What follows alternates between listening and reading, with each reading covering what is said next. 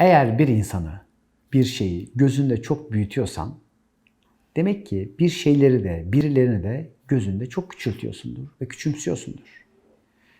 Küçümsediklerin aslında kibrettiklerin, yukarıdan ve tepeden baktıkların. Aşağı doğru küçümseyici bir ifadeyle bakanlar, birilerini de gözünde çok büyüterek bakmak durumundalar. Ve bugün toplumun çok büyük bir kesimi bu. Sistem her birimize eşit ve bir sistemle bakar. Her birimizi eşit görür. Tüm yaratılanı. Yani nasıl ki yaratandan ötürü yaratılanı seviyoruz. Onun için yaratandan ötürü de, onun birliğinden ötürü de yaratılanın birliği, eşitliği vardır. Şimdi bu öncelikle kavranırsa diğer konularında ne kadar güzel algılanacağını hep birlikte seyredelim.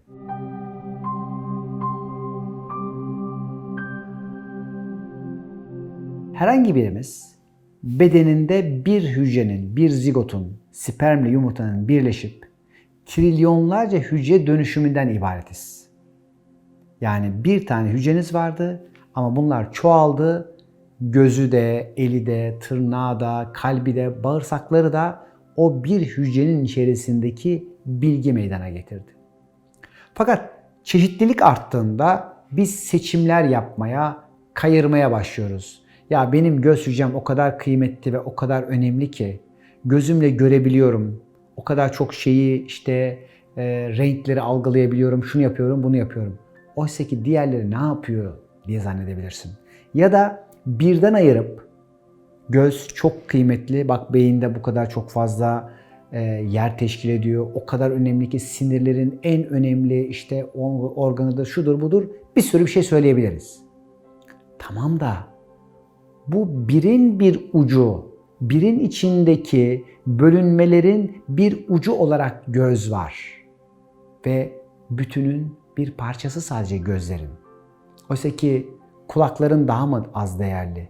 Dilin, damağın, dişlerin, bağırsakların, kalbin, her bir yerinin ayrı ayrı kıymeti var. Onun için dünyada da, en azından bildiğimiz bu dünyada, her bir varlığın, her bir canlının, hadi bunları şimdi belki yeteri kadar daha göremiyorsak da, her bir insanın aynı şekilde tüm organların gibi bir görevi, bir vazifesi, bir programı var, bir hedefi var ve bu dünyaya gelme nedeni var. Her birimizin. Ve o gelme nedenimizi gerçekleştirmek için buradayız. Ve her birimiz bu nedeni gerçekleştirirken de birin karşısında biriz. Daha aşağıda, daha yukarıda değiliz. Bakın. Bu şu demek değil. Herhangi birinizin daha şuurlu, daha az şuurlu, daha ilerlemiş ya da daha geride kalmışlığınız başka bir şey. Varlığın birliğinden bahsediyorum. Her birimiz bu okulun bir talebesiysek, talep edeniysek, o zaman bu dünyada bir talebe birliğimiz var. Talebe olarak her birimiz kardeşiz, arkadaşız. Birimiz daha çalışkan olabiliriz, birimiz daha ertelemeci, daha yavaş davranabiliriz. Bu çalışkanlık konusunda bizi zaten biraz daha ileride ya da daha geriye götürebilir.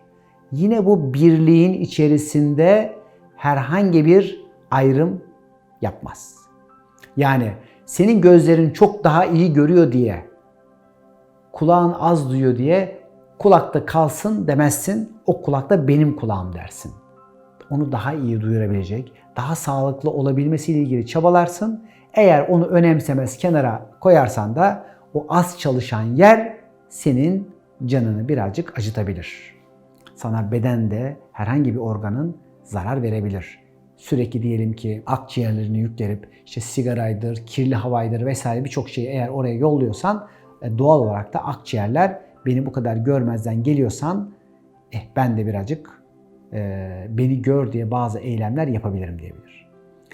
Biz öyleyse bu birliğin içerisinde önce tüm olanları, tüm insanları kucaklamak ve bir görmek durumundayız. Peki şunu diyebiliriz. Yani bir kişi uyandı, bir şeyler fark etti, idrak etti. Ben şimdi bunu daha çok önemsemeyeyim mi? Zaten her birimiz birbirimize, varlığımıza ve ruhumuza saygı duymak durumundayız. Tabii ki önemliyiz ve önemseyelim. Fakat birini çok önemsemek ve önemsediğimiz için de başkalarını küçümsemeyi gerektiriyor. Ya da birini aşağıda küçük görüyorsan, bak görüyor musun onun işi ne? Zaten hiçbir şey okumaz, hiçbir şey anlamaz.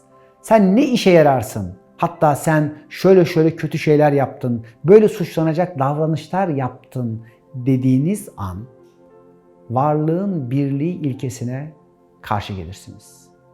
Bu dünyada her birey görevini, vazifesini yapar arkadaşlar. Hatta günün birinde çarşıda gezerken Mevlana adamın birinin iki koluna girmişler. İşte böyle asmaya götürüyorlar. Ne oldu diyor, ne yapmış, bu adamın suçu ne diyor. Diyorlar ki bu adam defalarca hırsızlık yaptı, hapis yattı, yakalandı ve en sonunda şimdi cezası ölümmüş diyor. Birçok kişi tabii yargılayıcı gözle bakarken Mevlana diyor ki desenize son nefesine kadar ölümü pahasına görevini yapmış. Onun görevi o. Toplumdaki geldiği misyon o.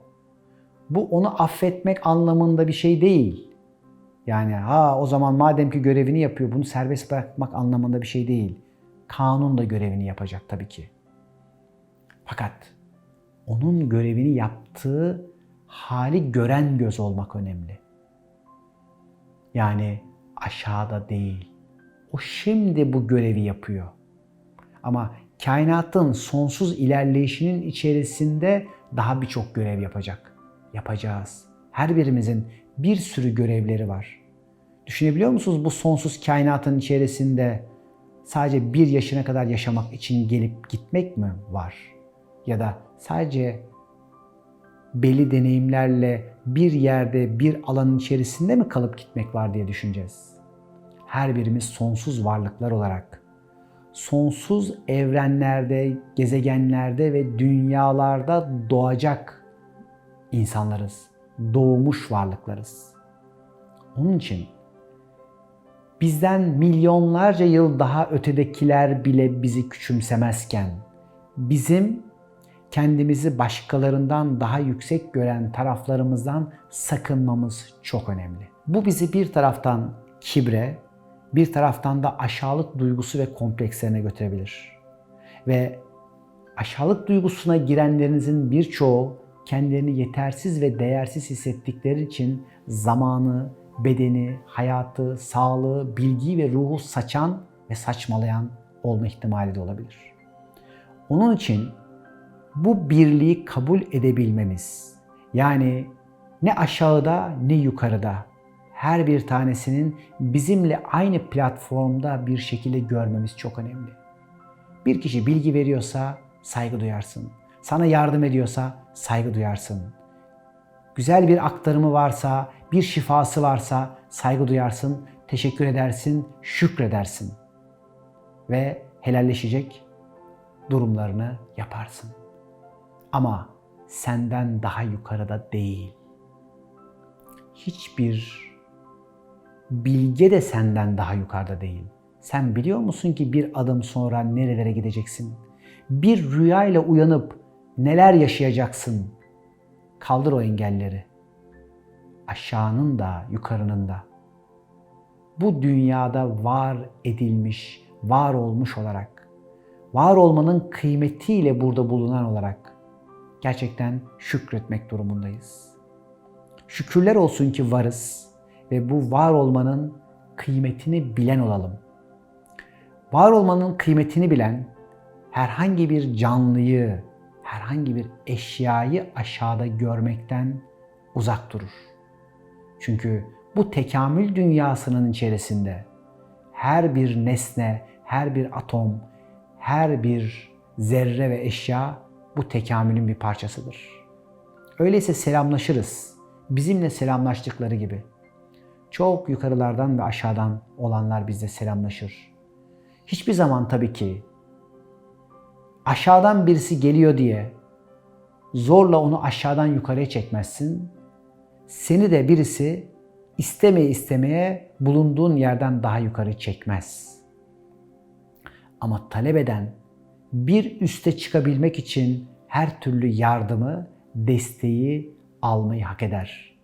O aldığı kısmetse eğer, daha doğrusu o şansı güzel bir şekilde kullanırsa o şansı onun kısmetine, eylemine dönüşür. Onun için gelin birlik olalım. Bir görmeyi bir daha düşünelim. Bu farkındalık ve algılamayla ikinin, aşağının ve yukarının, sağın ve solun, farklılık gibi, karşıtlık gibi görülen tüm durumları eşit, dengede ve bir görelim, bir olalım. Sevgilerimle, hoşça kalın.